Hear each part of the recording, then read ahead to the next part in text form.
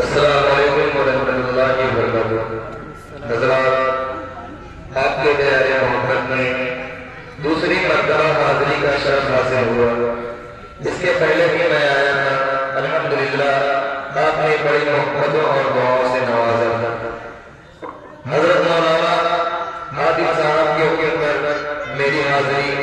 आइए हज़रात, एक मतला एक शेर से अपनी शेरी ज़िक्र का आगाज़ करता हूँ। उससे पहले मैं चाहता हूँ कि एक बात पूरा मजमा जोरदार ताली बजाकर मुझे इजाज़त दे। बहुत शुक्रिया। इस कदर मुलाज़ा करो, माँ के हवाले से मुलाज़ा फरमाएं। प्यारे के